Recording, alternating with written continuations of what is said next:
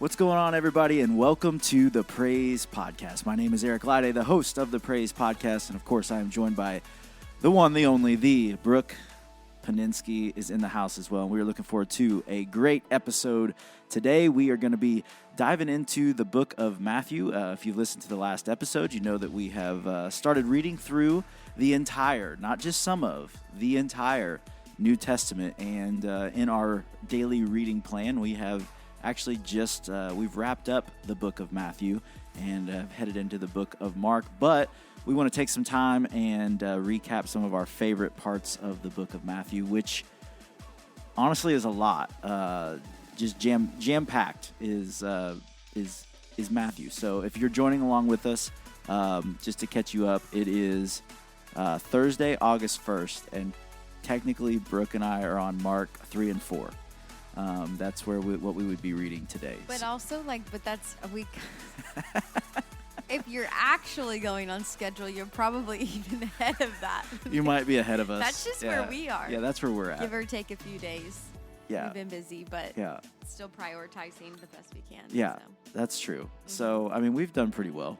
I feel like for the most part, we've stayed on task. Yeah. With that, for the most part. Yeah, for the most part. All right. So, anyways, if you're wanting to know if you're behind or right on time, then right now it's August 1st. We're Mark 3 and 4. That's where we're at. So now you know you can catch. You still time to catch up. Plenty of time to catch up. Or if you're ahead of us, slow down. Quit being so disciplined and just slow down and let us catch up to you. But we're going to talk about that. Of course, we're going to do a song spotlight here in just a second. But before we get to all that, we want to always remind you first that we love you. We thank you for listening to this podcast, for sharing it with other people. We couldn't do it without you guys, and it's just awesome to hear your feedback. Anytime you want to join in the conversation, we want you to. We ask you to. We plead with you to. You can do that, eric@centralnow.com or brooke@centralnow.com. And, got to say it, we always love those ratings and reviews, so, you should leave those. Brooke. Mm-hmm. You want to go right into, I feel like we have a lot to talk about because Matthew is just kind of a lot. Yeah. So why don't we let's just jump, let's cut the small talk and let's just cut right to the chase. Let's just go right to song spotlight and get right into the heart of the matter. Describe all the reasons why I love the song that I picked. Oh, I think you should still do that. I'm saying. No, you said not to. You said cut to no small talk here. You don't like small talk. No, I'm not a fan. You are correct. But no, the song that I picked for Song Spotlight today was it's a Naomi, is it Rain? Is that her name? Naomi Rain? Mm-hmm. She was one of the leaders for Maverick City when Maverick City was like a thing a couple years ago. But she has, I don't know if it's even her like debut solo album. I really don't remember for sure, but it's her own album or song, single, whatever. But it's called Cry Out by Naomi Rain. Yeah, and I just love the beginning because she says, "'Cause I won't let a rock cry out for me," and she repeats it, "I won't let a rock cry out for me."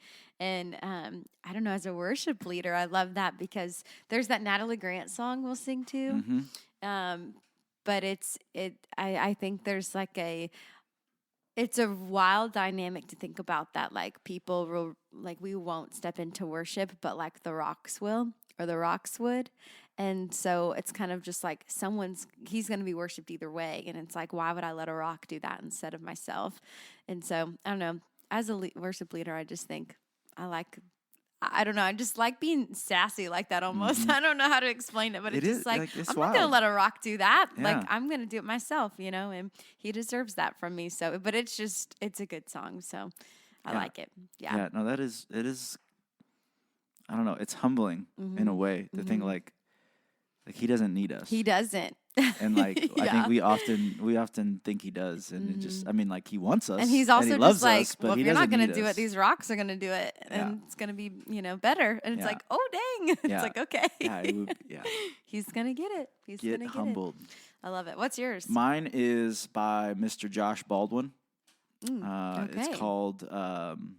It's called Made for More. Okay. So it's fairly new. Let's see here. I think it came out Well, maybe not. It came out in January, so I'm Well, just I mean, not finding it. yeah, but that's still this year. yeah, I mean, you 7 know? months or so. Yeah. So it's not brand new. But Is it a radio song? Would it be on the radio, which is I'm why gonna you didn't know? I'm gonna guess it's probably a radio song. I mean, Yeah. of course, found the live version. It's him and Jen Johnson. But yeah, no, lyrically, it's hold on, let me find. You would think for as many times we do this, we just like have the lyrics pulled up. Yeah. How do you find the lyrics? To be honest, Some with of them you? don't have it. Is that on iTunes? Yeah, Let me see it. Hold on. At the bottom. I'm just playing it now. Here we go. All right, pause. Is that allowed? Pause that. We just got copyrighted probably. No, the chorus. So I really like the chorus. Yeah. So because the chorus is, because I wasn't made to be tending a grave. I was called by name, born and raised back to life again. I was made for more. So why would I make a bed in my shame when a fountain of grace is running my way? I know I am yours, and I was made for more. That's really good. Yeah, that made you yawn. I did yawn. I'm really tired. But yeah, so it's a good song. It's a good song, and it's got, like your typical big choir breakdown in the middle of it, where everybody's stomping and clapping. I mean, it's definitely a radio song, but it's which is for sure why you haven't heard it yet. Yeah, it's why it took me 7 months to hear it. But I do like it lyrically. It's good. So Josh Baldwin, Made for More. You should check it out if you haven't already. It sounds like a country singer's name. Josh Baldwin's the dude that he's been here at Central. Oh, well, that doesn't mean much no, to me. No, he did like Evidence. Remember that song Evidence we used to sing sometimes? He did that song. Yeah. He writes with David Leonard a lot. Yeah. Okay. So you know a lot of his songs. He's a Bethel dude. Sure. Yeah. Check. You don't care. Moving on. All right, so let's jump into Matthew. Yeah. So we're going to we think the last time we podcast, we covered a little bit of the beginning of Matthew. So we're going to jump into more towards like the end. like 1 and 2. Yeah, like that. we had just started, essentially. Yeah. I think. Yeah, that's true. We had. So we're going to cover more of the back half today. So, Brooke, what we're going to do is we're really just basically here. Let me start over, okay? Basically, how we've been doing this is, if you don't know, if you haven't listened to the last podcast, basically, our goal is to read through the entire New Testament. We are reading 2 chapters a day. That's the goal. We don't always we are reading 2 chapters a day. Our goal, our But attempt is to read 2 chapters a day, and that's how we're going about it. So we have completed the book of Matthew. We are now into Mark, but that's the structure, how we're doing this. And then as we are going, we've basically got this running note that we're each just making notes and kind of putting our highlights, thoughts, questions, different things, and just kind of compiling all that into one big thing. And so, honestly, Brooke, it could be cool, when we get all this other stuff going, we can even just post those notes. Ooh, and everyone just said, what other stuff? Yeah. And we say, you'll just have to wait and find out. But that could be something to share. Yeah, that could be something maybe, not that people really care about our notes. Some but of them might. Some of people might like to know. Okay. So anyway, we've got these notes. So basically what we're going to do today is we're just kind of looking through those notes and just kind of picking out some of the highlights that stood out to us or things that we just want to talk about. So that's how we got to where we are today in this moment. Brooke, where would you like to start? So the first, I think, cool thing, like highlight or moment, just one of my favorite thoughts of the back half of Matthew. When I was reading, there was just like a plethora of like moments that, were being described that Jesus how he responded, like his response to just a variety of different things, whether it have been like correcting people or teaching people or healing people or giving direction to people.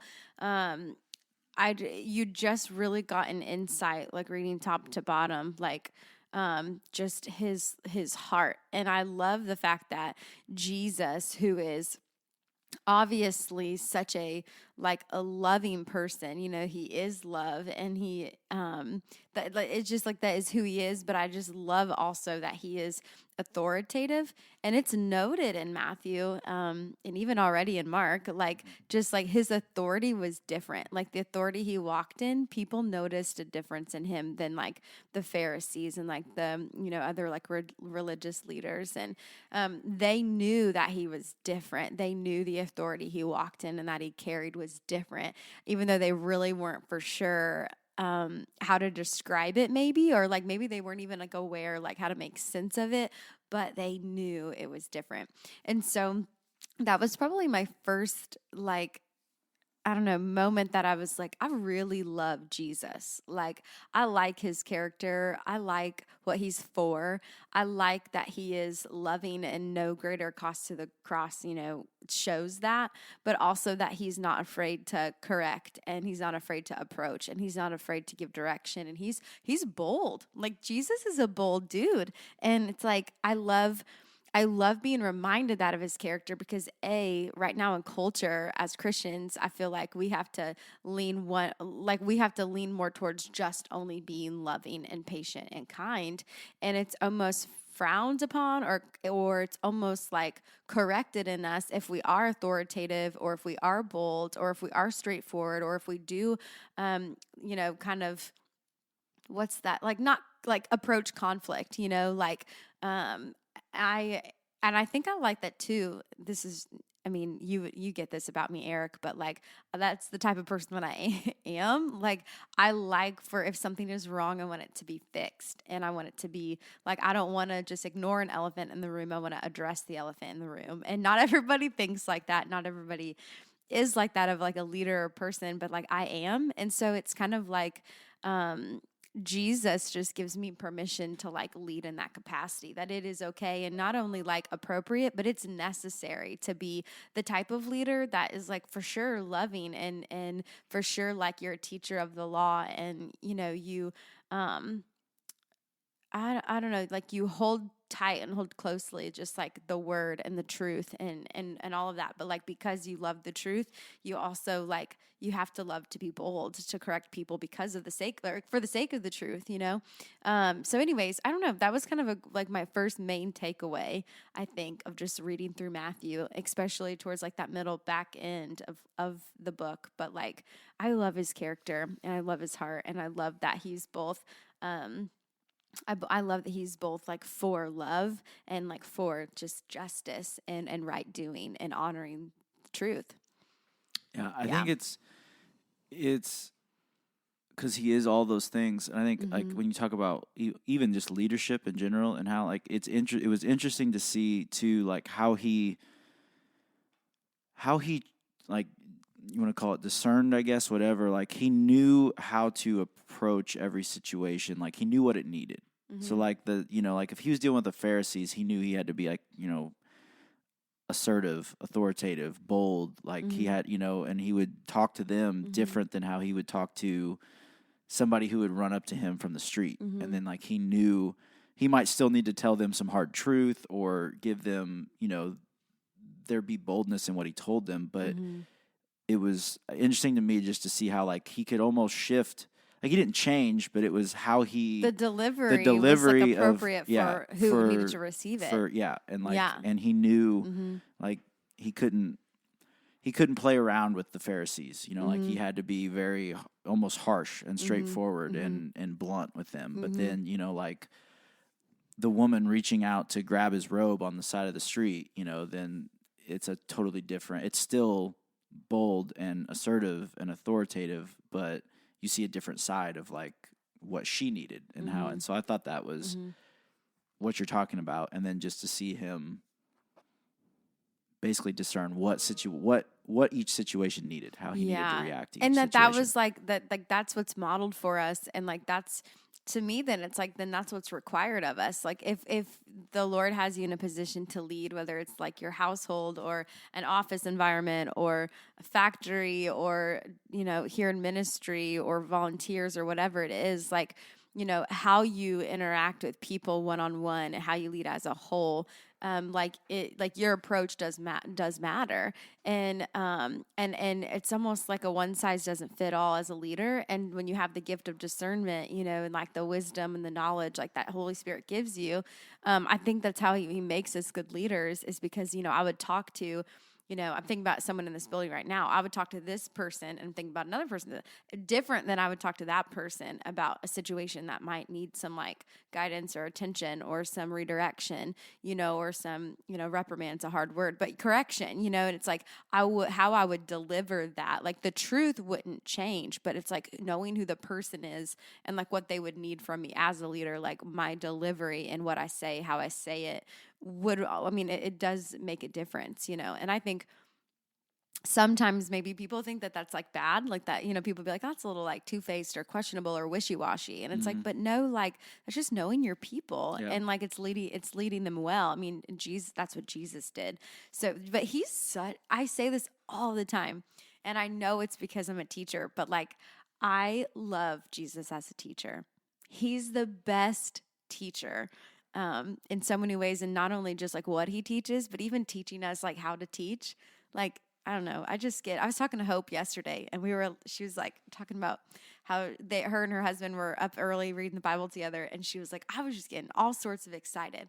And she was like, I was just talking to Drew, like, da, da, da. And he just had to like look at me like she has lost her mind because I was so excited. She's like, but the word of God just excites me when I read it. And I'm like, me too. Yeah. Like, I feel so excited, like thinking about this and having read through it and all like the revelations that he's given. Like, I mean, I'm just so excited. Yeah. I feel like my insides are just bubbling. So I'm gonna jump ahead, which doesn't mean we have to stay there, but just because I think one of the things that's interesting, just in general. I mean, obviously, like I've read through the book of Matthew. Mm-hmm. I've read this stuff. Mm-hmm. But I think I don't know that I've ever read it in as large of chunks as we're reading it. Mm-hmm. And I think... And from top to bottom. Yeah, and I think because of that, I feel like I'm seeing things differently, or maybe I'm seeing a larger picture than I'm used to seeing if you're reading it even just chapter by chapter or, 10 or 12 verses here or there. So anyways, the whole trial and crucifixion process, just for whatever reason, this go around reading through that. And obviously it is about Jesus, but it's like for whatever reason, reading it this time, I have just like tuned into the other characters, as you would say, in this process so much. Mm-hmm. And, like one specifically, like Judas' story, like his part of it, just really sticks out to me. Pilate, really, Pilate's wife, yeah. Pilate, really sticks out to me, and then Barabbas has really like those four. I hate to call them characters because it makes it feel not people. But people. Yeah. I mean, those four people have just really, really stuck out to me. So, because like, okay, on the Judas front, okay, let's start there. So he betrays Jesus, gets his 30 pieces of silver, but then when he realizes what's going down, he's remorseful, brings it back, basically chucks it back saying, I don't want this.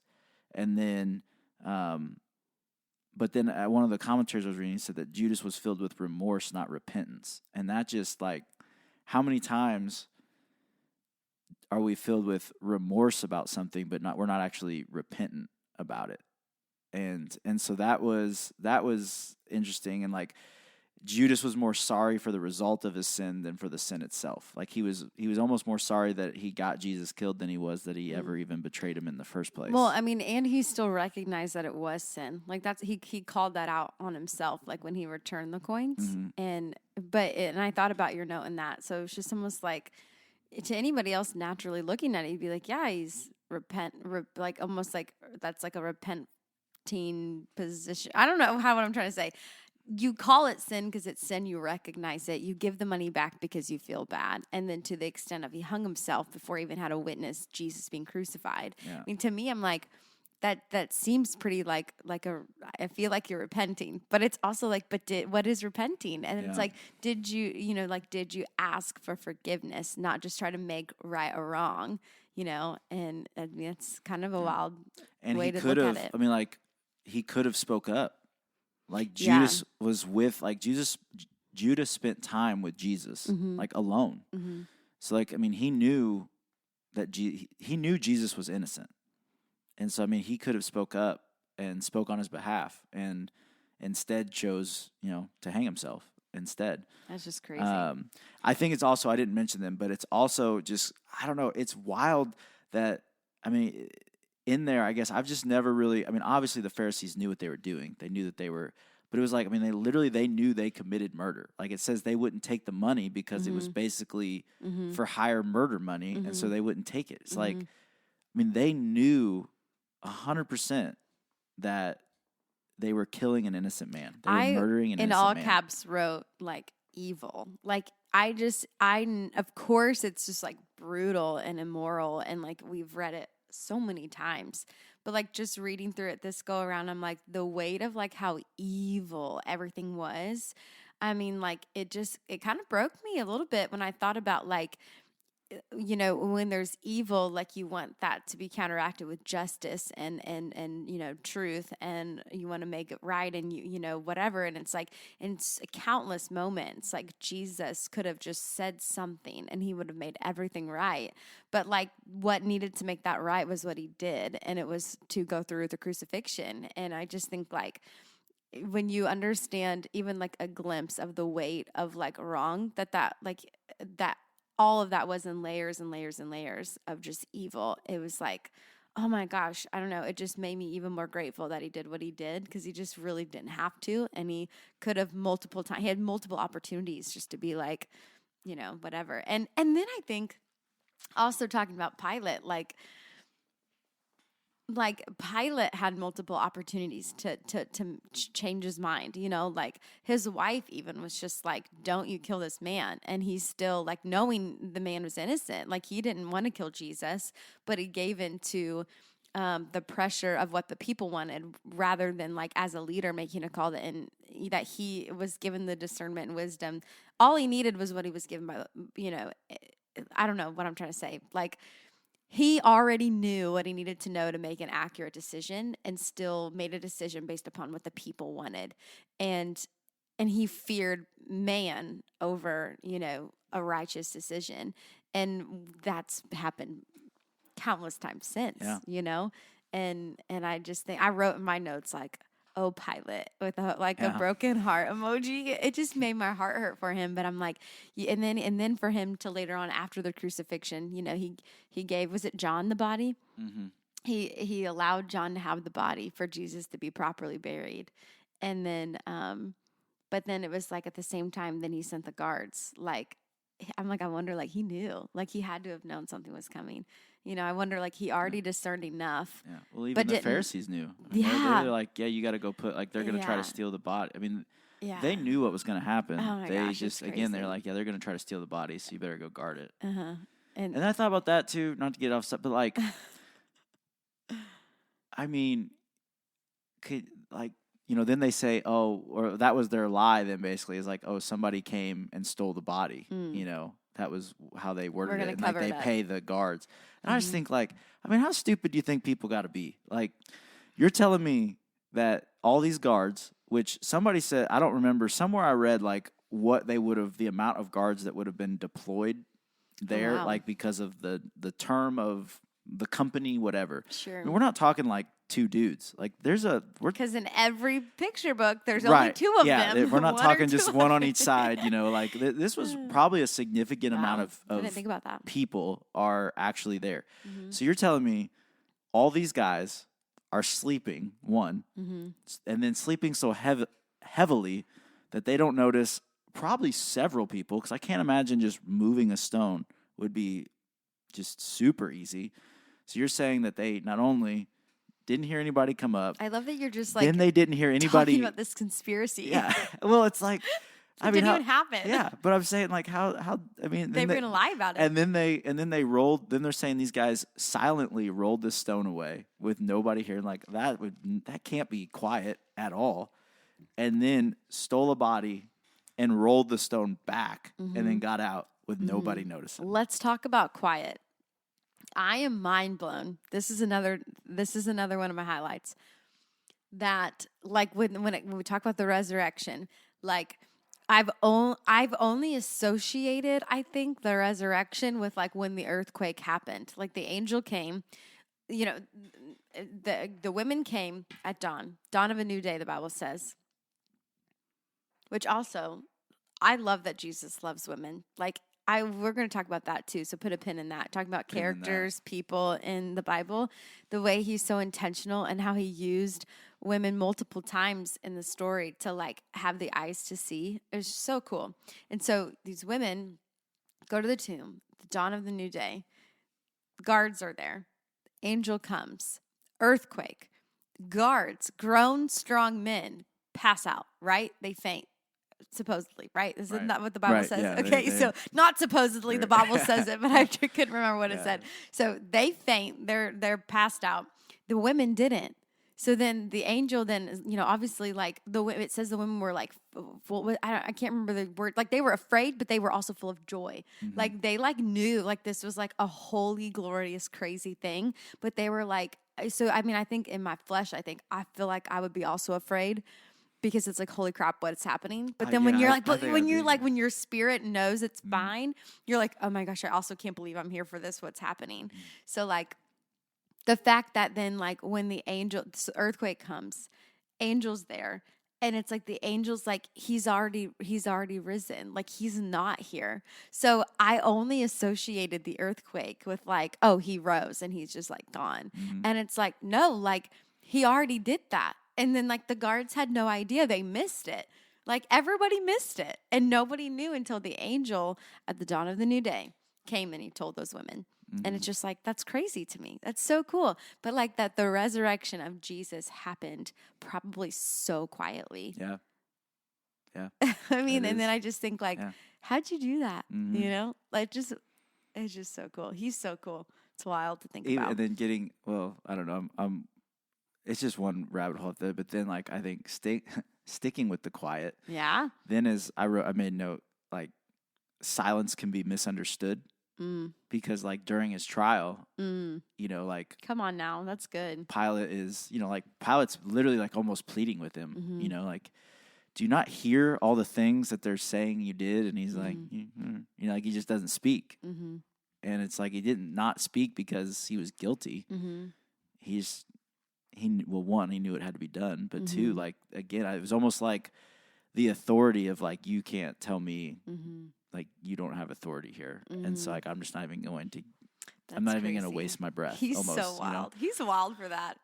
Which is, like, like, that's one of my favorite, when we do Worthy of Your Name on, you did not speak. You made no sound. You did not speak. You made no sound. You died for your accusers. Yeah, like that. Just so I love that. That line gives me goosebumps every time. Yeah, just I love that. Silly Sean. He's on it. Yeah, there's just oh my gosh, there's just so many other things I want to say. Sticking with Pilate too, because like the other thing, like as we were talking about, like he knew Jesus was innocent, and what's crazy is like a lot of things that I was reading about was like this was.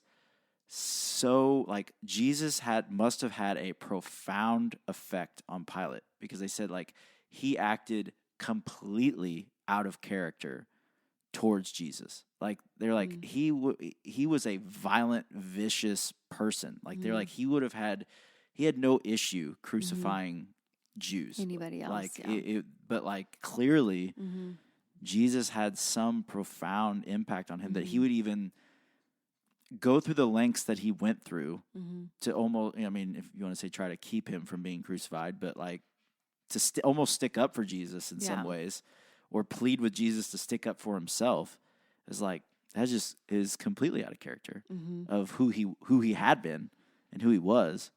And so that, I don't know, that's interesting as well. It was interesting. I don't know. It's crazy. My brain's just ping ponging Yeah. all the things I'd rather like. And that I then wanna say. Barabbas. Yeah, talk about Barabbas. Barabbas. Mm-hmm. So if you don't know Barabbas, Mhm. Barabbas is like bad dude, like worst of the worst. At least Mhm. that's what they tell us. Like, I Mhm. mean, you picture the worst criminal you can imagine, and that's what they tell us Barabbas is. Okay. And so basically, Pilate is trying to figure out a way to get out of crucifying Jesus. And he comes up with basically the plan of, all right, fine. I'll give him the option between Barabbas, who's murderer, I mean, just, whole list of things, and I'll give him the option between Barabbas or Jesus. They can crucify or one of them, they can let the other one go. He's thinking, surely they're not going to, they're not going to pick to let Barabbas go. Like, he's awful. Everybody hates him. And so, like, I just think about, like, whatever. Jesus is at trial. Barabbas is probably not far away. And so, like, Pilate basically asked the question, like, okay, who do you want to go free? You can either choose Barabbas to go free, or you can choose Jesus to go free. And, like, the crowd starts chanting Barabbas, and you can just imagine, like, I just picture him sitting in his cell, just hearing his name. Like, he doesn't know the question that was asked, but he just hears his name. And you know that he's got to feel like, he just asked him, like, who do they want to crucify? And, like, he just hears his name being shouted, And then I don't know if they had been cellmates at all, but I'm sure he had probably, if they were, maybe encountered Jesus already. And he's like, they're not going to pick to crucify that guy over me. And then, then later on they say, and then after that, they said, what do you want to do with them? Well, then they start hearing crucify him. So then he's heard his name shouted, doesn't know that it's to go free. Then he's sitting there and he hears, crucify him. So then I just can't imagine the feeling of, like, the guards then coming, opening the door. He's like, this To is like it. take him to his To take death. him to his death. Like, that's what Yeah. he's got to be thinking Yeah. is, I've heard my name. Mhm. I've heard crucify him. Mhm. Here they are to get me. This Jesus guy, I know he's in it. He hasn't done anything compared to what I've done. And then it's like, for the guards to open the door and be like, hey, you can go. Mhm. I mean, like, I want to know what happened to him after that. Because, like, I don't know, I was like, Say what you said about. it was, where did I write that down? Barabbas knew the meaning of the cross better than most. Mhm. And he was, I'm like, literally, he would have been the first person saved by Jesus going to the cross. Like, literally physically saved by Jesus going to the cross. Mhm. It's wild to think about. And I mean, you have to imagine that changed Mm-hmm. his life from I that mean, moment. you would hope. Talk about an encounter. You talk about grace extended. I mean, there are so many things. Like, also, this is a great plug to mention. We are not Bible scholars. No, we are not. But we love Jesus and we love the word and we have a lot of questions. And so I think that's kind of good though, that like we can sit here and just like ask these things and wonder these things and be like, Lord, like, how did this all go down, and read between the lines and just to be like, what happened after that? And like, and to know that there was just so much more, I like, continuing on with, like, you were talking about, like, the opportunity for like quiet moments or for the Lord to speak and didn't, or like when he told, like, and with Judas, like, it was wild to me, like a handful of times reading through Matthew, that he would say the term, you have said it. So like people would say something, whether it be answering a question or I don't know, I can't remember off the top of my head, but like a handful of times. And like it would be true, it would be the answer to their question, or it would be, whatever. But like Jesus would just say, you have said it. Like it was almost like he didn't have to, you did. Because Judas, the one who would betray him, also asked, Rabbi, am I the one? And Jesus told him, you've said it. And that was at least the fourth time that was mentioned in Matthew.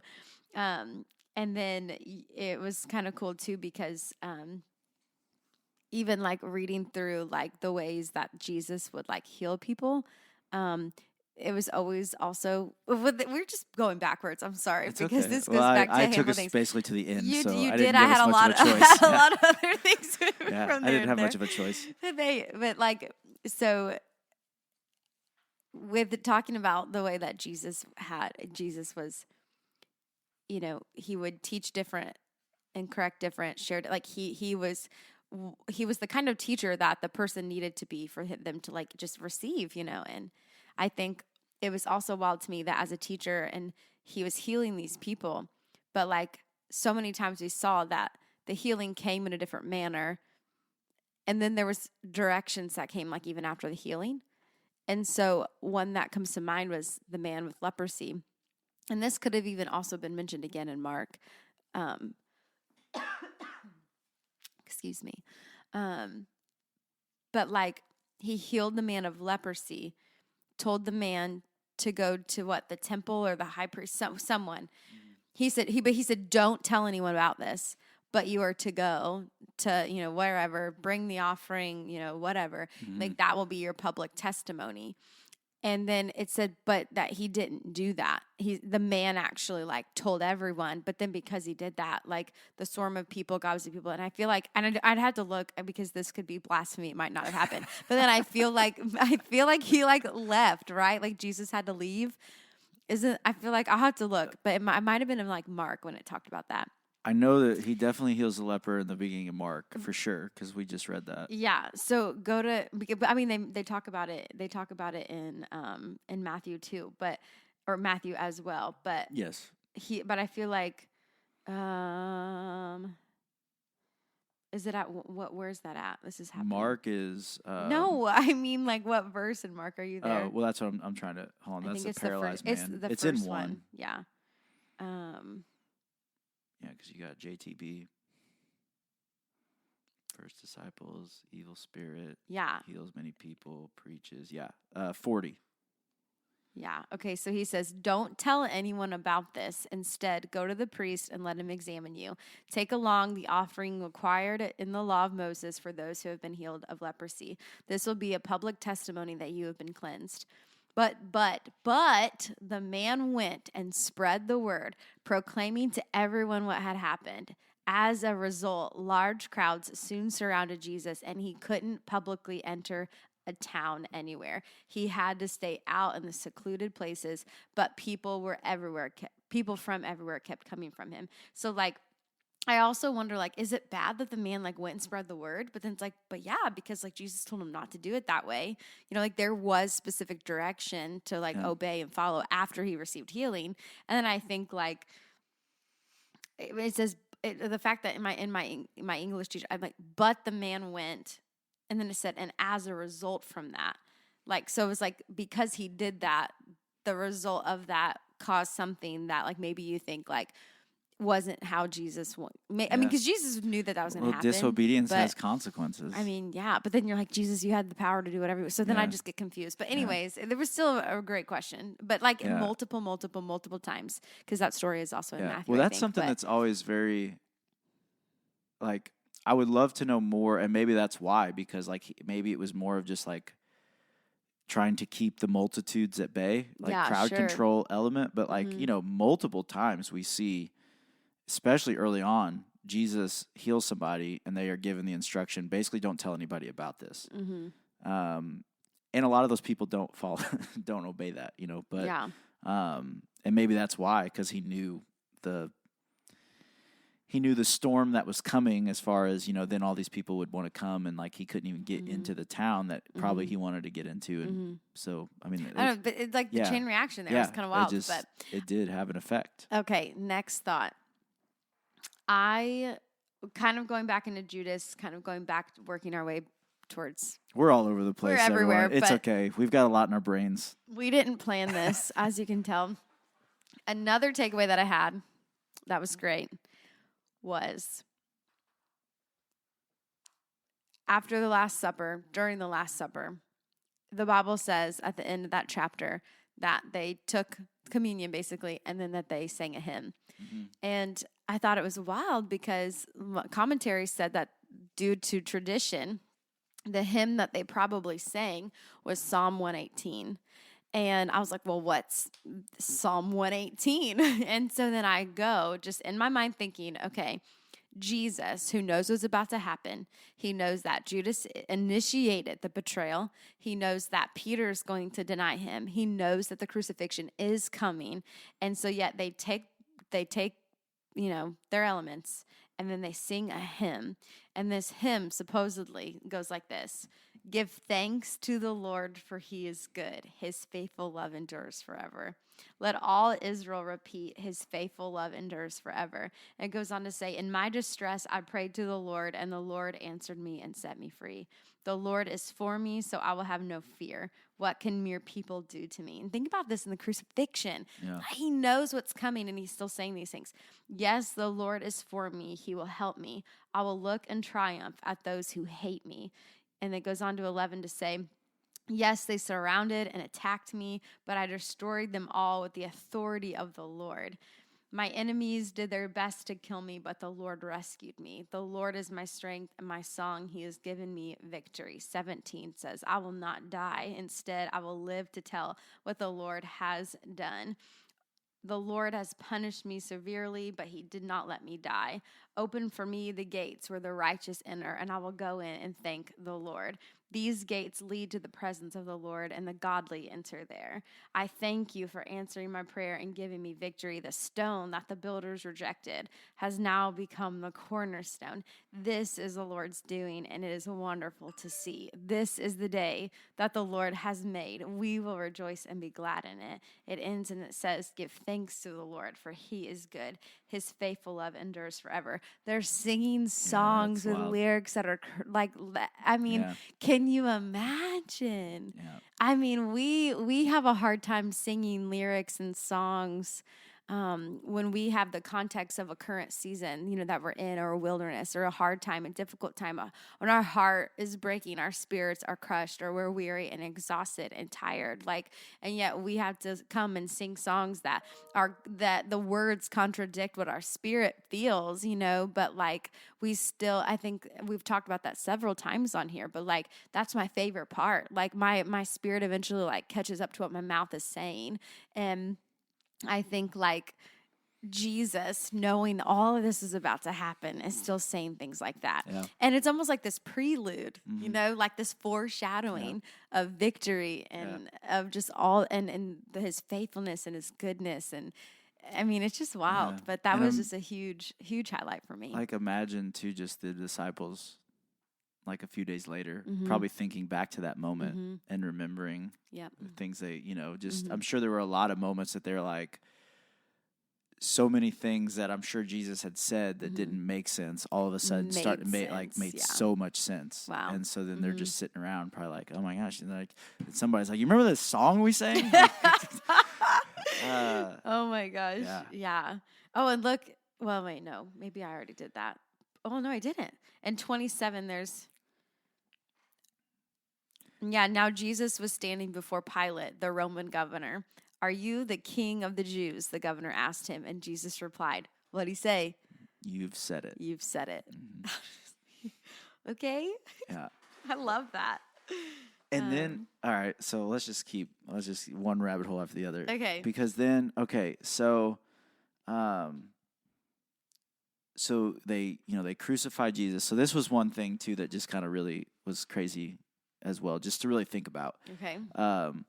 Was one, so they say he trusted God, so let God rescue him now if he wants him, for he said, I am the Son of God. So basically, as they're taunting him, they're whatever, they're mocking him, taunting him, all these things, basically saying if he's the Son of God, then you don't want it. Imagine how difficult as a parent that would, because God so easily could have just been all right, yeah, you want to, all right, fine, forget it, change of plans, forget you guys, watch this. But instead, God wanted us enough to let his son stay on the cross. And that's wild. That's wild. And then I think about Mary. Yeah. She in human form could have, that's her baby, and she received him miraculously. She had her and Joseph had supernatural encounters to solidify and just affirm and confirm that Jesus was who, God said that he was. And yet she is there for all of this and had to watch it all happen. And I wonder, did she know, what did she know about this part of it that broke her heart, but knew that it had to be done, you know? Yeah. Yeah, that's a good point too. And then the Jesus feeling like basically the weight, the agony of the separation, like as he's basically bearing the sin, like the bearing that weight of separation from God. That was also, I don't know, that was just a heavy moment to read there as well. And I wonder if it's the first time that he had to feel like what it was like to be away from him, you know? Yeah. And because, I mean, for the whole time, yeah.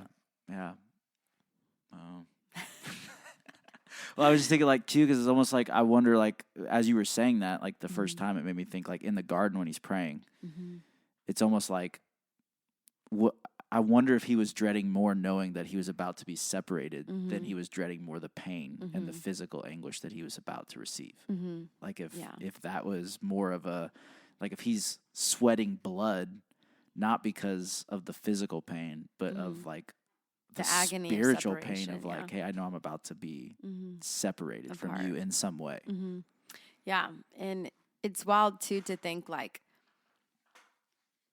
we see Jesus in such, I don't know, like we don't really ever see the human side of him regarding like the sin part because he was perfect, right? And so it's almost like, although what he did on the cross was perfect, you know, it was. I just think, but like, is like that's the first time that we see him like in human form in like despair, maybe, you know. And it's like, when have we ever really seen Jesus in like despair, and to the point of like he gave up his life, like he was weak enough, like that he had like. I don't know. I mean, it all had to happen, but then you're just like, but that's the first time you really feel like we think like that's the first time that he lost. I mean, granted, he didn't, because that's what started everything. We know that, you know, but it's like at the time, it was like, I don't know. He's just like almost indestructible, you know, because he's literally the Son of Man, you know. And then for the first time, we see him like having been what we think defeated, you know, like weak and in despair, and he was so weak that he couldn't choose to live anymore. Like he gave up his life, and then, but I love when the scripture says he's the only one with authority to give up his life and to take it back up again. And so then 3 days later, that's like what we experience. So he really in all always was perfect. You know, he in all like never was defeated, sure. But in that moment, just to think like, we've never seen him in this position before, you know, and or what would appear to be, you know.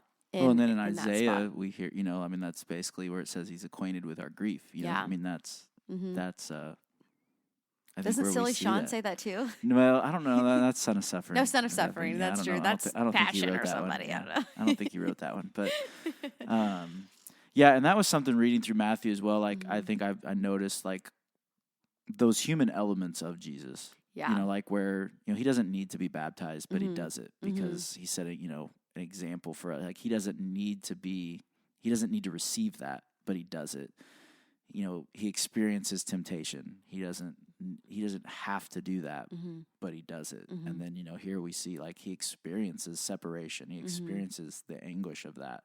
He didn't have to, but he does it. He experienced grief. He experiences, I mean, we even see in like, you know, I mean, when he finds out Lazarus dies, you know, I mean, like there's elements of like that humanness that is, you know, in the garden, I think we see that, you know, where he's experiencing, you know, I know it can be controversial to say worry or anxiety, you know, but like, you know, he's experiencing some form of distress there for sure.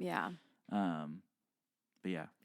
One of my first takeaways was just like, I felt like the Lord just showing me like what Jesus cared about.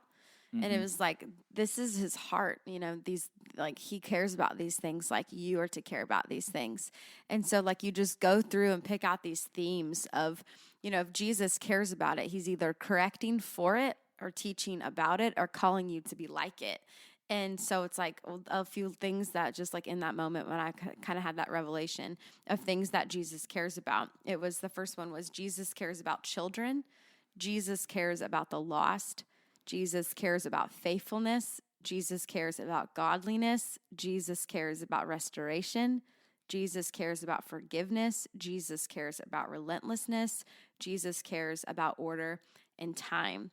And the list could just go on and on and on and on and on. But then you think about, like, who am I as a leader? Who am I as a Christian? Who am I as a person? Like, who am I? And full transparency, this season, I'm a hot mess in my mind, like hot mess express. There's just so much going on. And it is hard, like, as a leader, as a Christian, as a this, as a that, to feel like you're, like, in the right mindset all the time to be like, am I truly reflecting, like, the heart or posture that, like, I need to be right now? For me, no way, like, so far from that. But then I look at this list and it's like, Jesus, the Lord to be like, Jesus cares about these things. This is his heart. Like, do you care about these things? Is this your heart?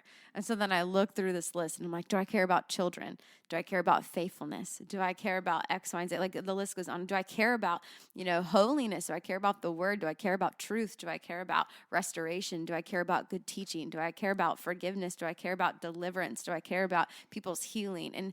And I just think, like, what a good, like, list to keep us on track of, like, where's your mind at and how are you postured for ministry and just for, like, your walk as a Christian in your life. And so it's like, okay, like, I go back to months ago when the Lord said, what are you for? And I might have shared it on this podcast for sure with you, but, like, these things that the Lord almost uses to keep me accountable of just, like, my heart and my mind and my actions and my freaking mouth. Like, you know what I mean? Like, my gosh, like, I mean, and he's so kind to do that. Why? Because he cares about me. I'm his child, Why? Because he cares about, like, my heart towards him and my ability to be faithful. He cares about my healing. He cares about, my deliverance. He cares about, all these things. And it's like, because he cares about me. So it's like, because Jesus cares about me in all these ways, then it's like, okay, like, I can receive that from you and your grace and help you, or, partner with you and help and refine me in all of this time and time and time and time and time and time and time and time again, to then step into it then as just like, okay, a fresh new day, and like in a leader in a season of our church. And it's like, okay, like, what am I for? And do I care about what Jesus cares about? And it just be a good place to kind of land and settle your feet on, and almost like how you measure decisions that you make, like, looking through it with that lens. It's good. Yeah. It's really good. Great. Woo. Feels like maybe a good spot to end people on, because we could go for we could go for a long time here probably. Yeah. No, that really is a good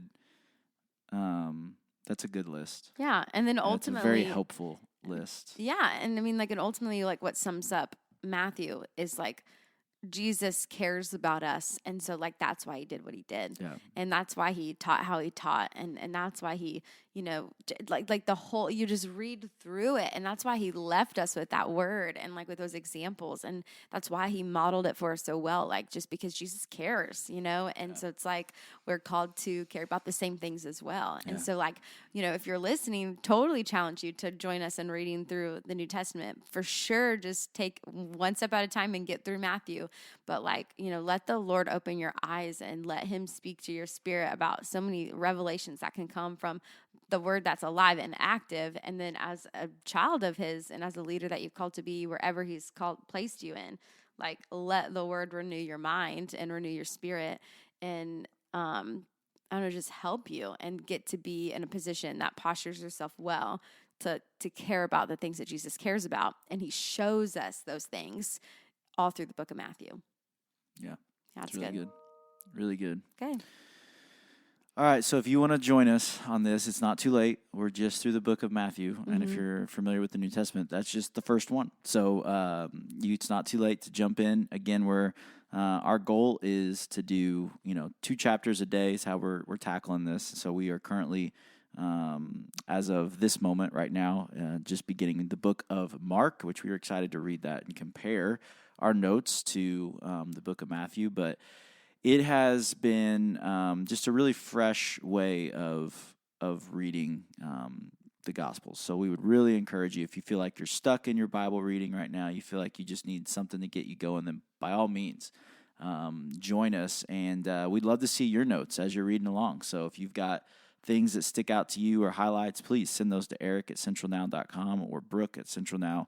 praisepodcast@gmail.com. We would love to see what your takeaways are, what's standing out to you, because that's really why we're doing this, is just to grow, to learn, to grow closer to Jesus. And so that's the goal. That's what we're doing. And we would love to have you all join with us. If you want to share this podcast with a friend or family member and maybe have them join you as well, that would be awesome. So you should do that. And you can send them this and you can say, hey, listen to the excitement in their voices as they talk about the book of Matthew. And you could be like, that could be us. That could be me and you.